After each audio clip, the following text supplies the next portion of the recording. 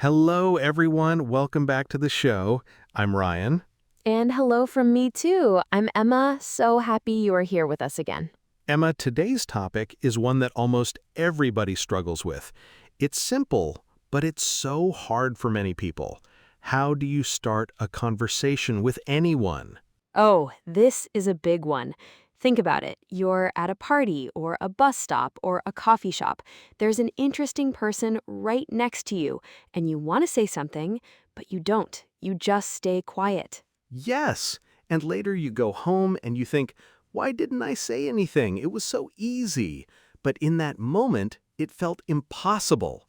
That's so true. So many great conversations never happen just because nobody says the first word. And that's really what we want to fix today, because starting a conversation is a skill. It's not magic. Anyone can learn it, step by step. And when you learn it, your whole life gets bigger. New friends, new chances, new people. So let's help everyone. Where do we start, Ryan? Let's start with the biggest problem, the fear, because before you say one word, there's a voice in your head that stops you. Yes, let's talk about that voice. What does it say? It says things like, what if I sound stupid? What if they don't want to talk? What if I say something wrong? This voice makes you feel scared before anything even happens. And the truth is, everybody has that voice, even people who look super confident. The difference is, confident people just don't listen to it. They speak anyway. That's the key. You don't have to feel brave, you just have to act, even when you feel a little scared. Courage is not no fear. Courage is fear, but I do it anyway. And I want to add something important. The other person is just a human, like you. They have normal worries, they get bored, they also feel a little lonely sometimes. When you talk to them, you're not bothering them. You might be making their day better. That's a beautiful way to see it. Many people think, I don't want to bother anyone.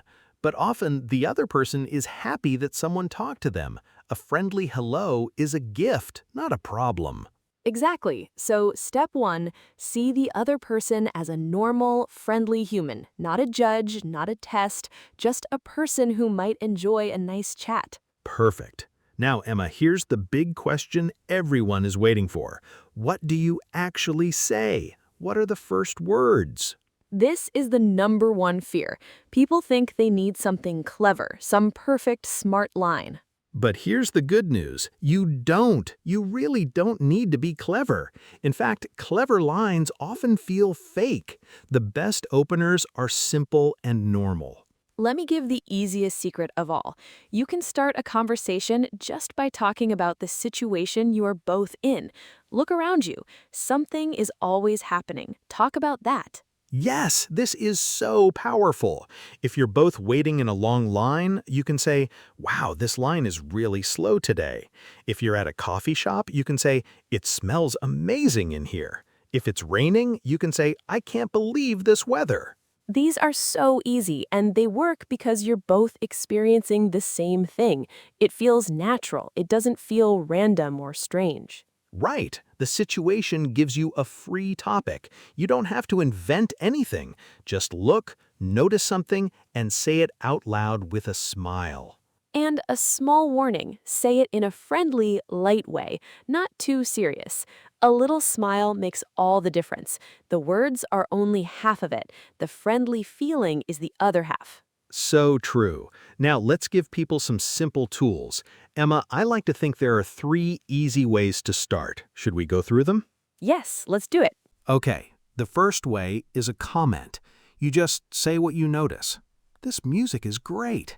That's a cool jacket. This place is so busy today. A comment is easy because it needs no answer, but the other person can answer if they want. The second way is a question. Questions are great because they ask the person to speak. Do you know if this bus is late? Have you tried the coffee here before? Is this seat taken? A simple question opens the door, and now you're talking. And the third way is a compliment. People love a kind, honest compliment. I really like your bag. You have a great smile. That was a smart thing you said. But make it real and simple. Say it, smile, and don't make it weird.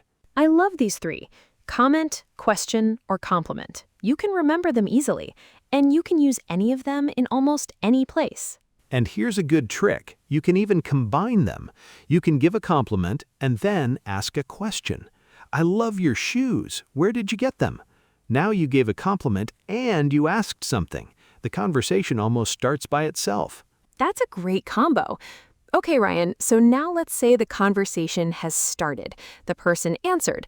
What do we do next? Because this is where many people get stuck. Yes, this is the next big problem. You said hello, they answered, and then your mind goes blank. Silence. It's so uncomfortable. So how do we keep the conversation going? The secret is to ask open questions. There are two kinds of questions: closed questions and open questions. A closed question has a one-word answer, like, "Do you like your job?" They say, "Yes," and now you're stuck again. So what's an open question? An open question needs a longer answer. It usually starts with what, how, or why. Instead of, "Do you like your job?" you ask, "What do you enjoy most about your job?" Now they have to tell you a story, and a story keeps the talk alive. That's such a simple change, but it's so powerful. Just start with what or how. How did you get into that? What do you like to do for fun? What brought you here today? These questions open people up. And here's a bonus tip. When they answer, don't just jump to a new topic. Ask more about what they just said. This is called following up. If they say, "I love hiking," don't change the subject. Ask, "Oh, nice. Where's your favorite place to hike?" Yes, this is so important. When you follow up, the person feels heard. They feel like you really care about their answer. And you do. It also means you never run out of things to say because you just keep going deeper into their answers. Exactly. Emma, I know you have a great little tool for finding topics. Can you share it? Oh yes, I love this one. It's a simple memory trick. When you don't know what to ask, just remember 4 easy topics: family, work, fun, and dreams. Tell us more about each one. Sure. Family, you can ask, are you from around here? Or do you have any brothers or sisters? Work, what do you do? Or what are you studying? Fun, what do you like to do on the weekend? And dreams, is there anything you'd love to do one day? I love that. Family, work, fun, dreams. 4 simple topics. If the conversation ever slows down, you just pick one of them and ask a question. You'll never be stuck again. And dreams is my favorite. When you ask people about their dreams and goals, their eyes light up. They get excited. It makes the conversation deep and fun, not just boring small talk. That's a great point. People remember how you made them feel, and when you let them talk about their dreams, they feel great. So they'll remember you in a good way. Now, Ryan, I want to add one warning here. Asking questions is great, but don't ask too many one after another. If you only ask, it feels like a police interview. Yes, that's a real mistake. Nobody likes to feel like they're being questioned by the police. A good conversation is a two-way street. You ask, they answer, and then you share a little about yourself, too. Exactly. So after they answer, add something about you.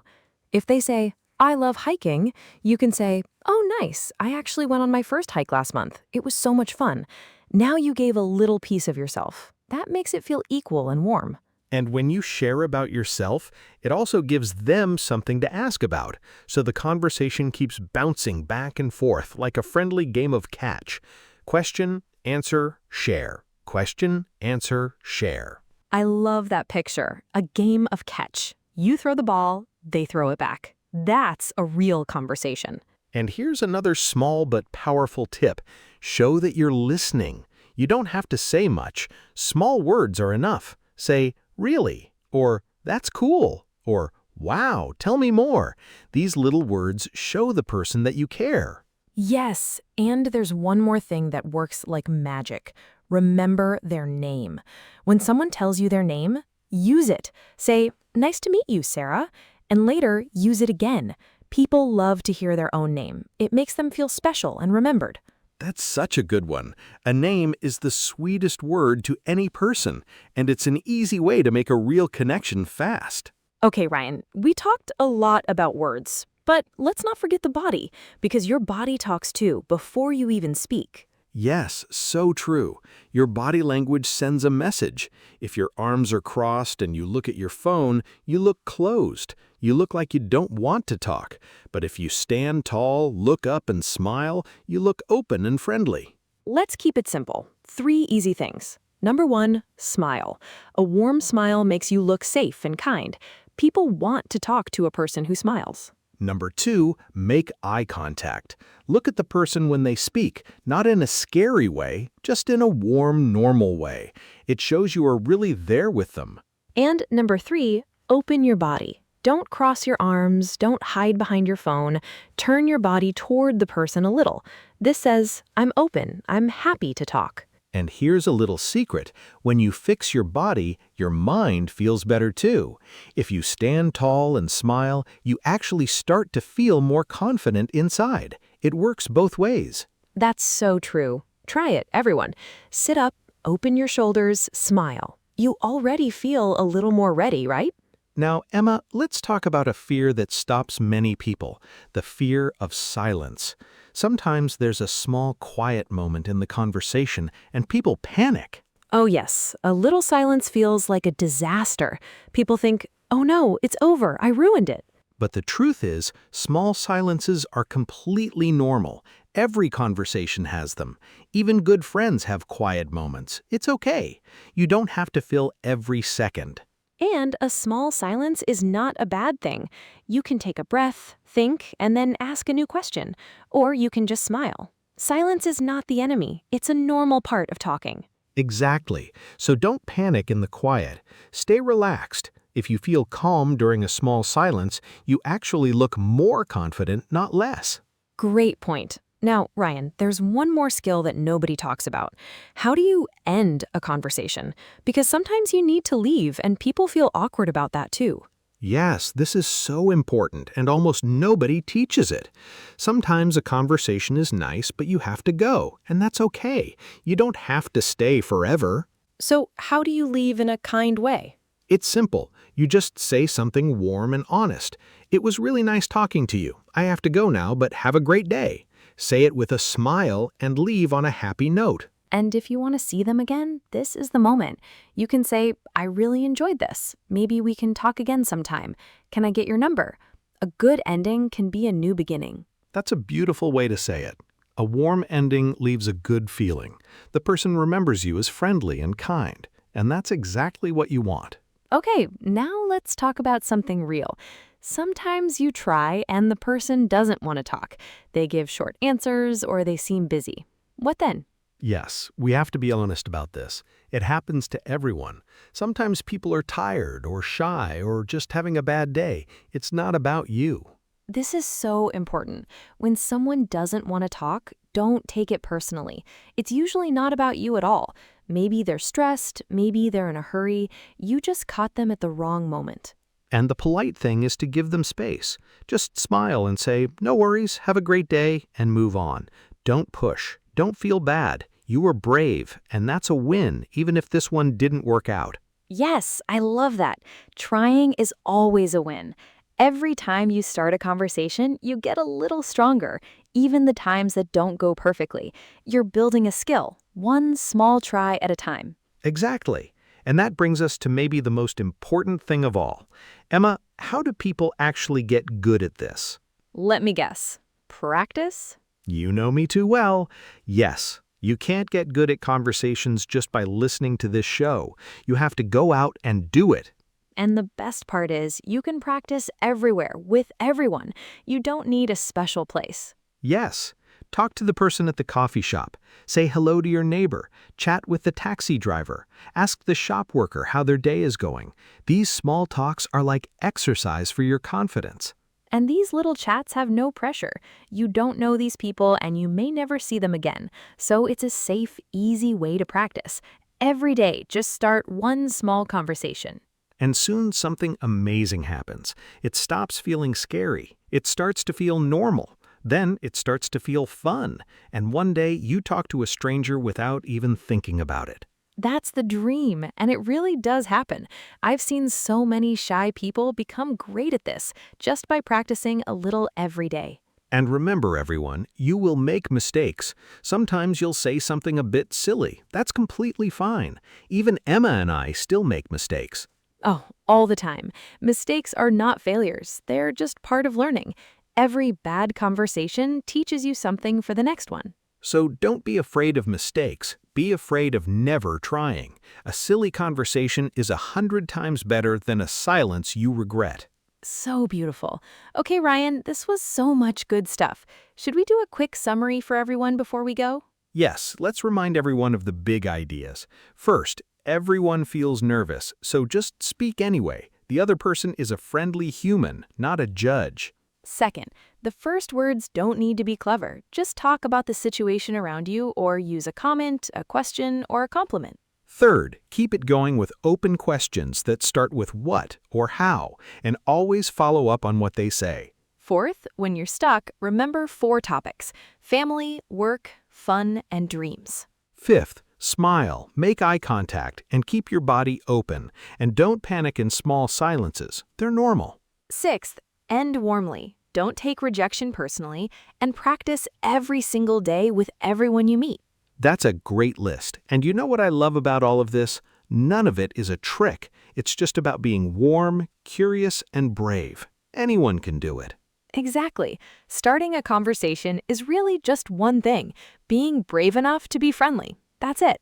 And you already have everything you need inside you. So to everyone listening, this week, start one conversation with someone new. Just one.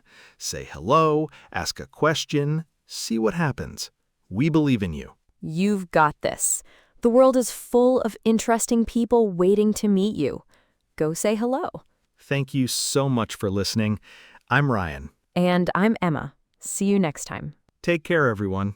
Goodbye. Goodbye.